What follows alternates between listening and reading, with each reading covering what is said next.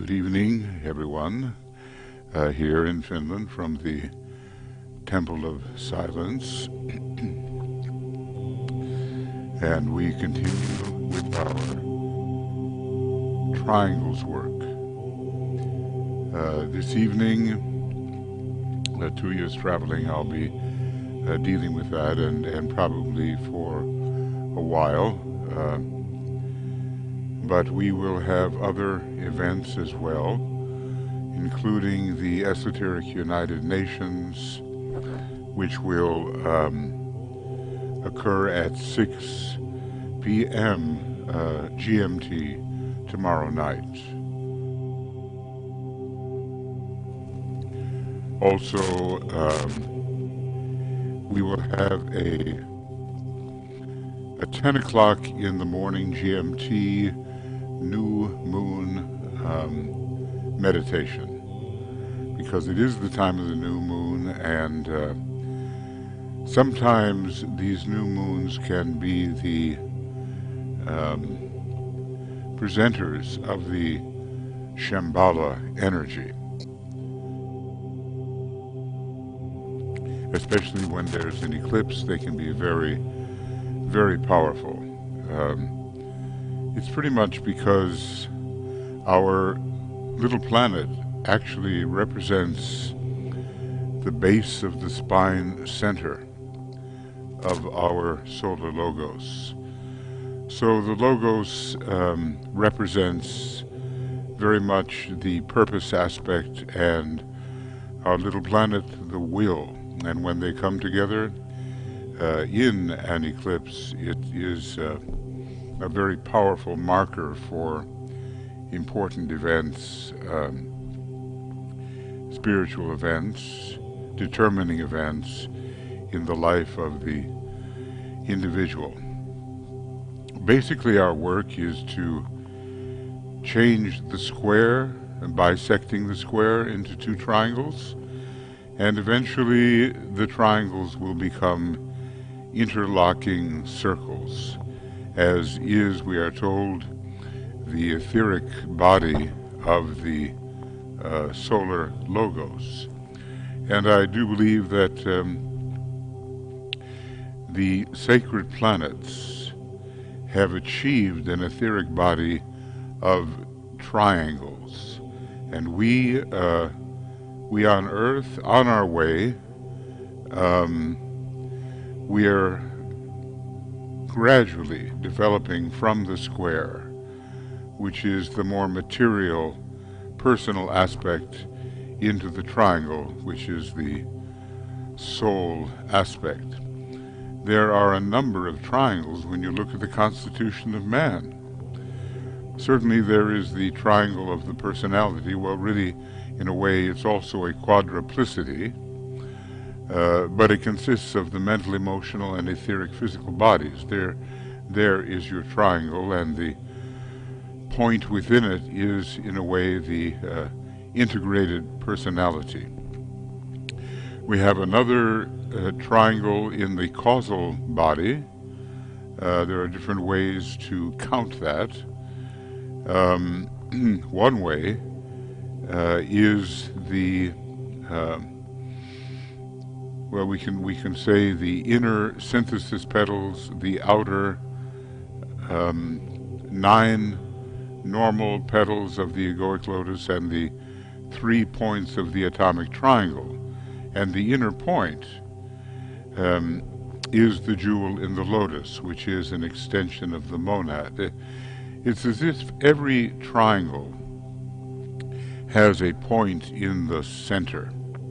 And when we are working with our triangles, we can have that point as the Master DK. We can have that central point as the Christ. We can have that central point as Sanat Kumara himself, who is the point in the center of the triangle, consisting of those great beings along the intelligence line called the Buddhas of activity. They are operating under a sacrificial aspect, and were even planetary logoi in the previous major solar system.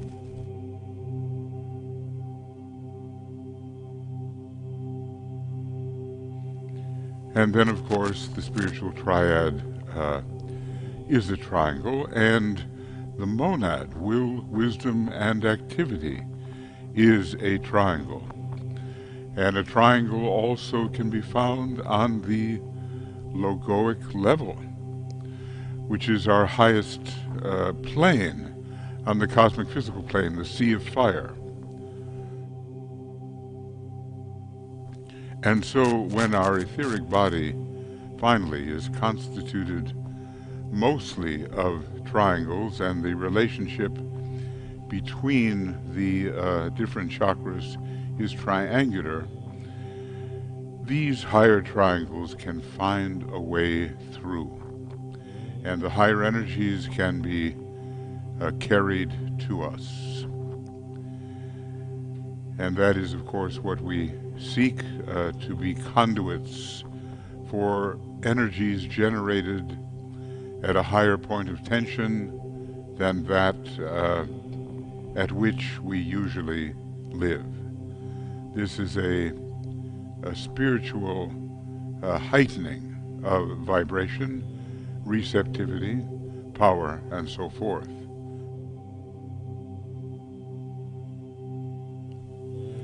So we are familiar with this meditation, and let us proceed. Bringing in the light of the soul. Sometimes we use white light, and then a little later we can use the light orange light, which is the major color of the causal body, egoic lotus. It's the very, it is found most frequently within the egoic lotus. But light of the white kind is purifying and brings us into the field of fearlessness and of synthesis. So we imagine that we're breathing in, at first, the purifying, synthesizing white light.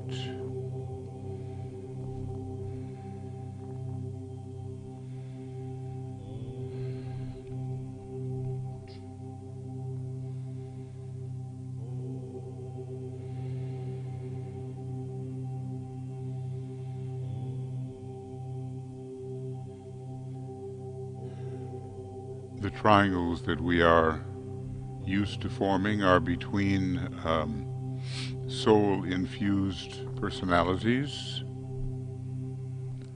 and we want to purify the etheric body of all those who are involved.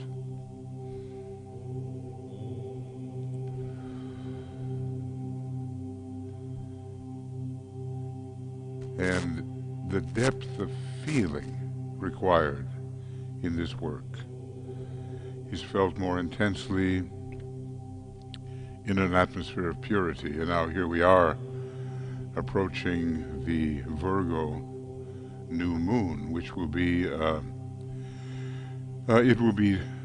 tomorrow here in Europe, and Virgo, as we know, is a major sign of discipleship and purification. So we think of purifying the lower threefold vehicles and of making them a kind of subset of the soul energy.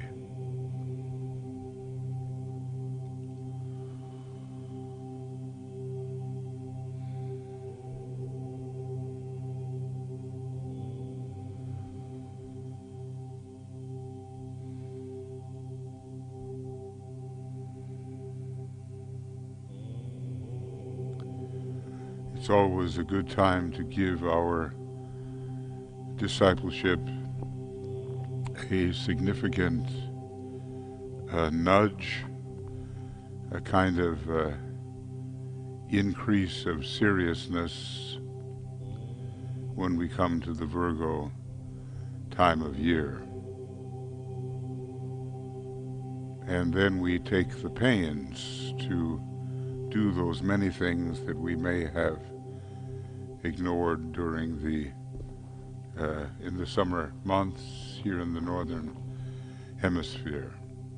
But the whole planet, of course, is subject to the different signs, whether it is or the same sign at the same time, whether we have winter or summer.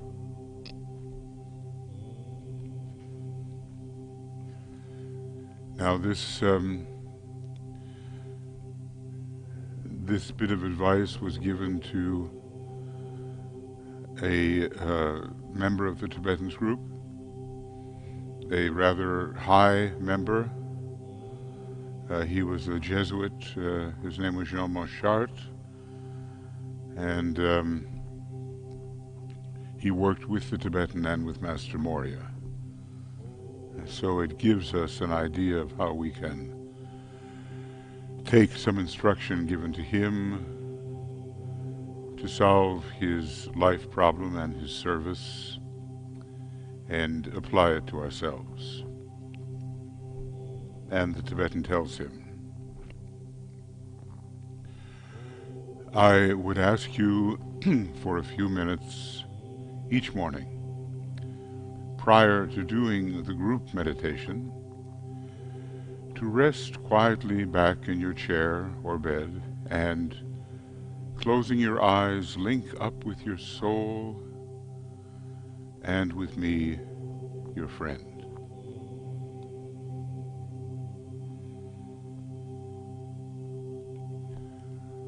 So we're linking up with the presence of the soul on the higher mental plane and with the influence of the Master.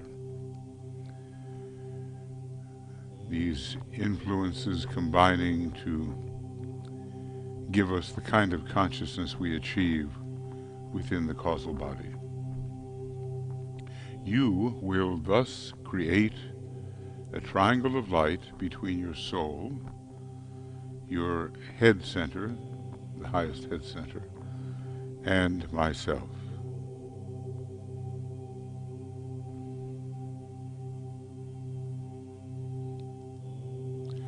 Fix and hold this triangle firmly in your consciousness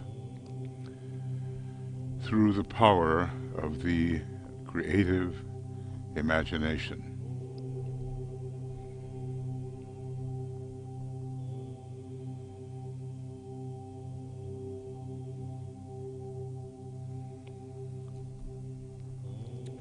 And here we have the illustration of this.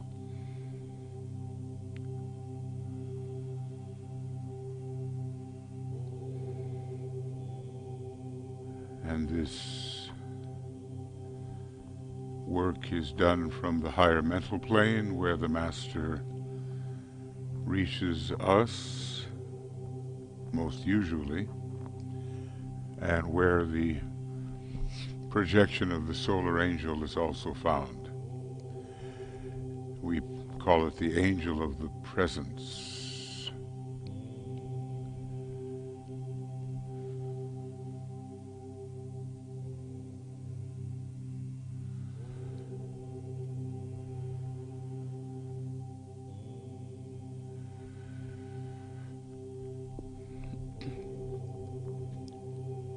He asks us to absorb this downflowing energy and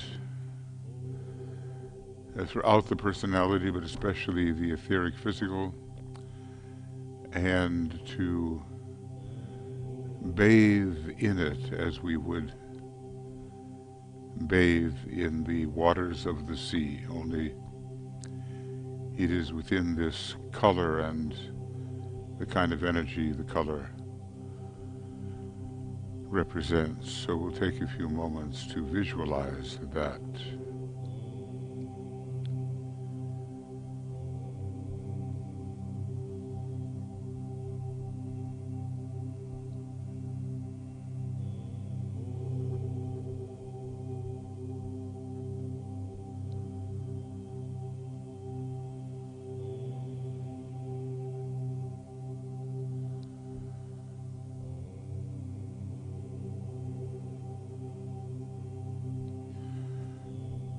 Clearly this is part of the soul infusion process.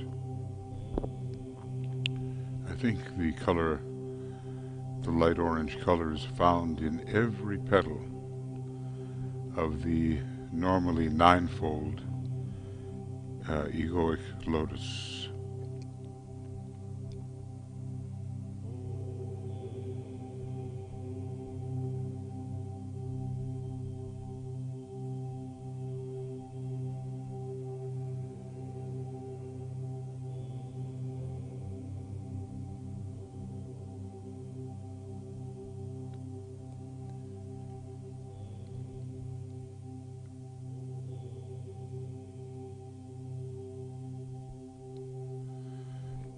And we try very much to feel with this descent of color the presence of the energy of the Master, so that increasingly we become an outpost of his consciousness, and the presence of the solar angel,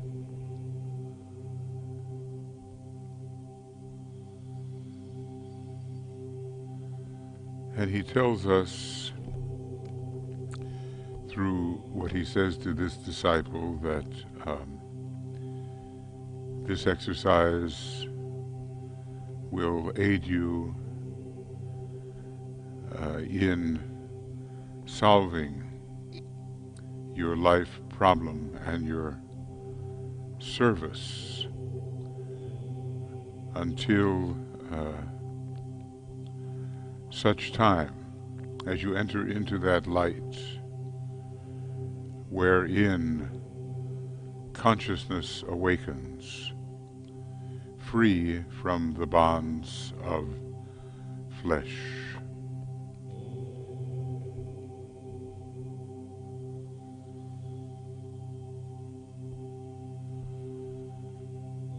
And for all of us, if we want to be successful in spreading the light and the goodwill in the world, we have to become increasingly integrated and soul infused.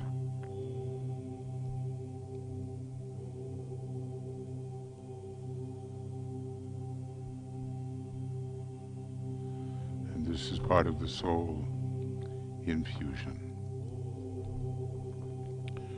This is the triangle that hovers over the square. Some of you may have seen Masonic parades, and they've taken a bit of symbolism from the inner lodge and demonstrated it outwardly, and the triangle descends until we have the letter M, and its topmost line is congruent with the topmost line of the square. DK tells us all about this in the rays and the initiations. It has much to do with the proper sounding of the Om, but it is the infusion of the square by the triangle.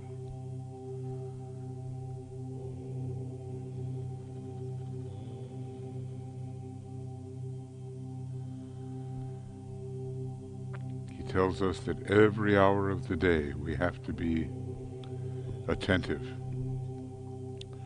so that we can hold the point of tension achieved in our morning meditation and not allow ourselves to slip back and fall into the personality. So there's a continuity of soul presence. That is what we are trying to achieve.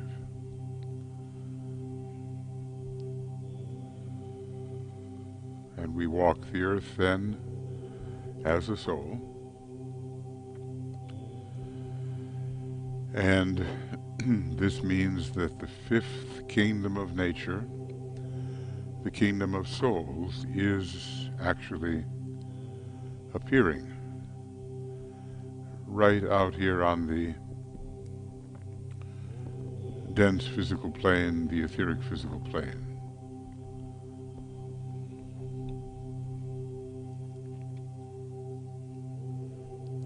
And it is our will to do this, to bring forward in our own little way the kingdom of souls. It is God's will that the purpose be enacted through the plan. I speak of Sanat Kumara and the planetary logos. It is their will that the plan emerge, bringing light, love, and power to the members of the human race, and then, by extension, to the other lower kingdoms for whom humanity is the macrocosm.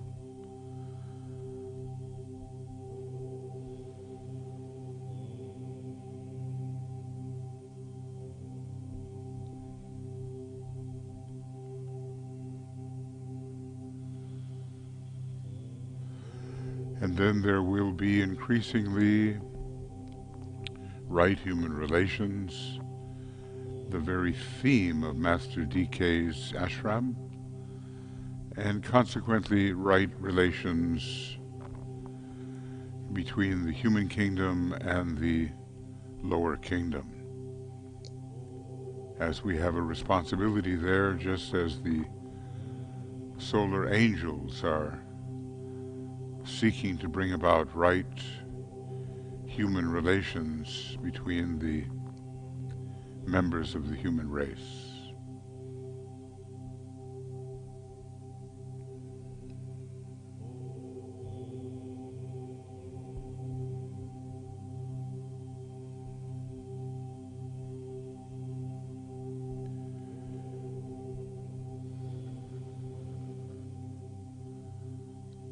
And if we could purify the personality, then we would treat each other with loving respect. It would be quite a different world, and according to the will of the Father. In the center of the will of God I stand. Naught shall deflect my will from His. I implement that will by love. I turn towards the field of service. I, the triangle divine, work out that will within the square and serve my fellow men. And the will is represented by the triangle with the dot at the center, descending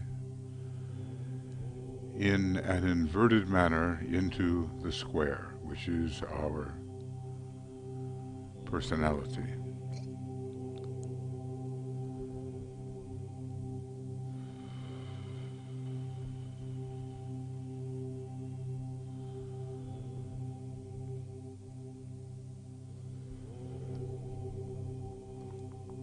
Now let's think about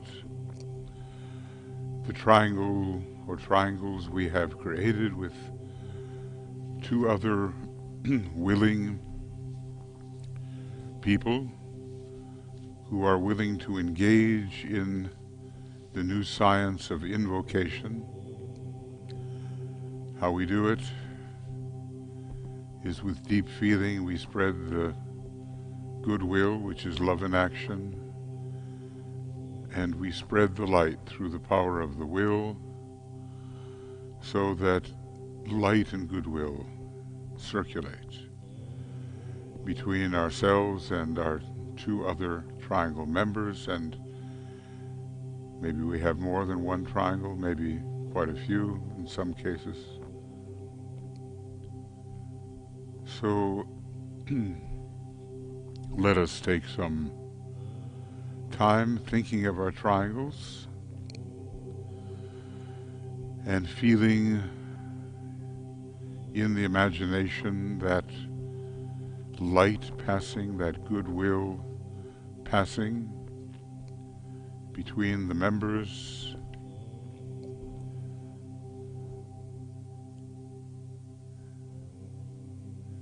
Let's take some moments to do that.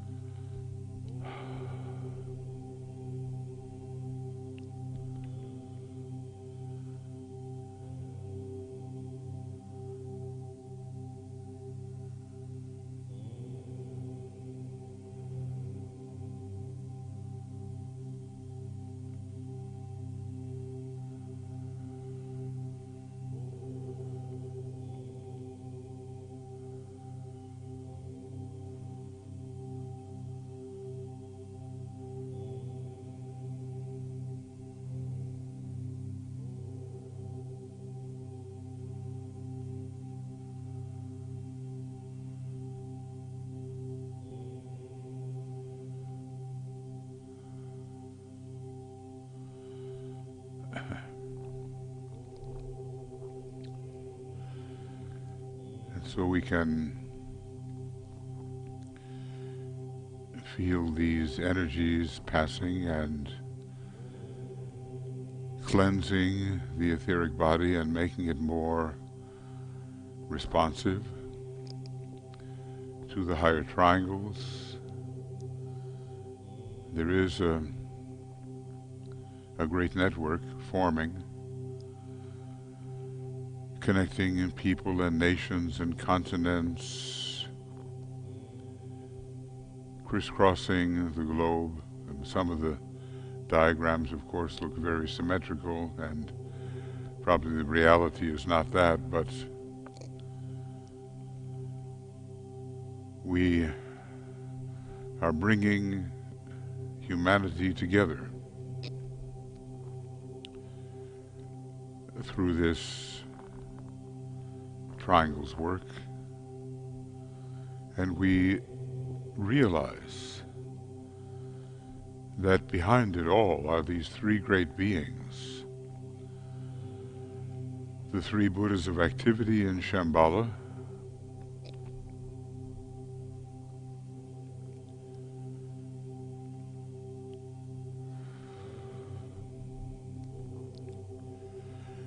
and they are the very apex of the triangle's work.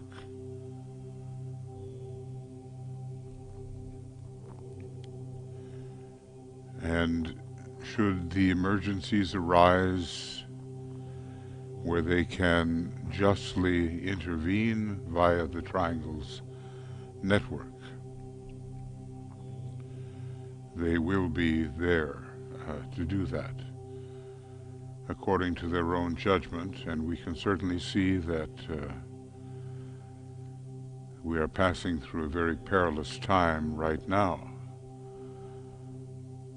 when light and goodwill are sorely needed, and many of the achievements of humanity are threatened once again.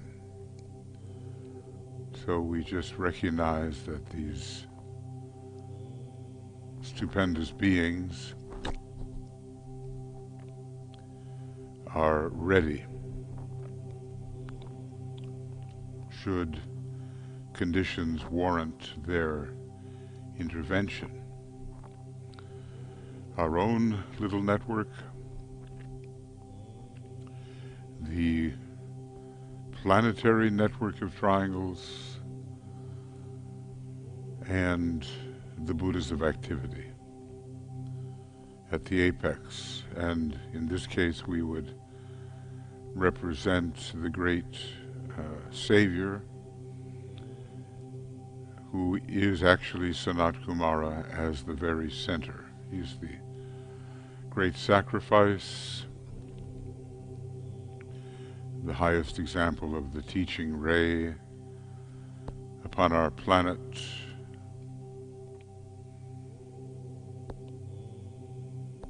It's really esoteric planetary transformation we are involved in here,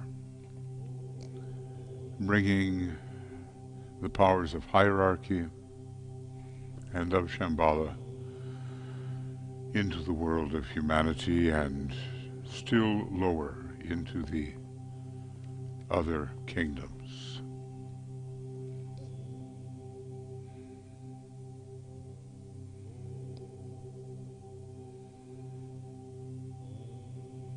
And we all can be a part of this.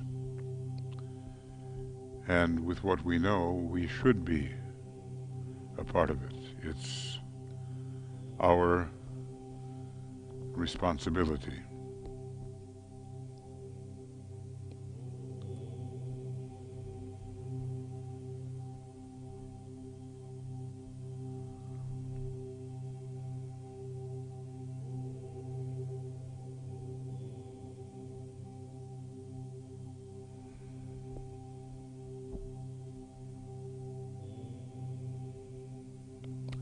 It is deeply esoteric work, near to the Tibetan's heart, close to the Tibetan's heart, and it must go on until we do have planetary redemption. One has the sense that it will continue and receiving an impulse, strong impulse, as the hierarchy reappears and as the Christ emerges. So let us think of our triangles And we will listen to the great invocation and feel the power of the great invocation pouring through all of our triangles and the global network.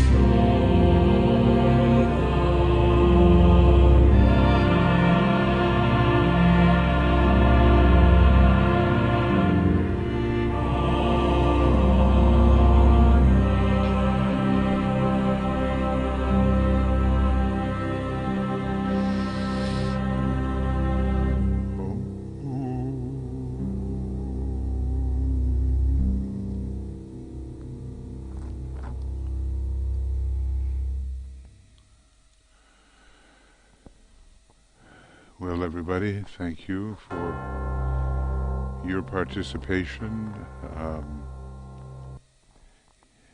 and our chance now in these troubled times, because this work lies behind a better attitude towards each other and towards the planet, is to continue with this work so close to the Master's heart until the network is really powerful, and as the story goes, maybe even some 100,000 triangles of quality will be formed.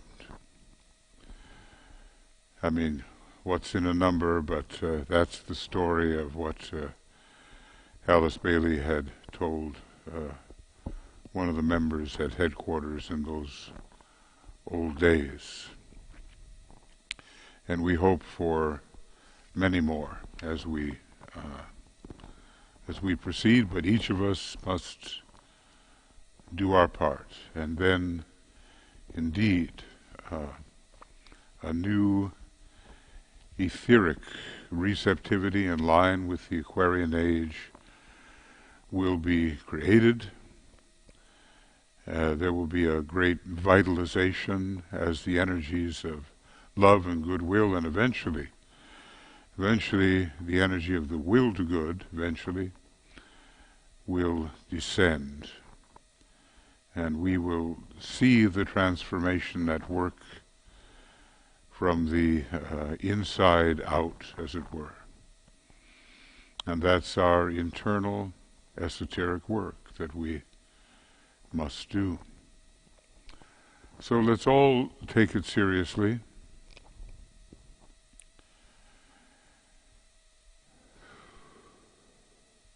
It may seem to be simple work, but the qualitative aspect of it is so very important, and the will behind it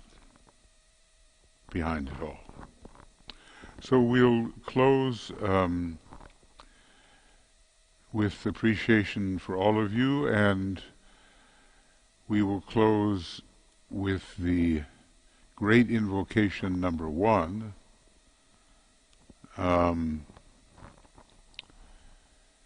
which was released in 1935, and it's all about the kind of world filled with goodwill that we all seek to see achieved. Love and goodwill and increasing light and an appreciation of what the good really is. So we will do that, and then see you, some of you anyway, tomorrow morning here in Europe for the Identify as Being work. And that is the approach to oneness. The mother, the child, and the father, the approach to oneness.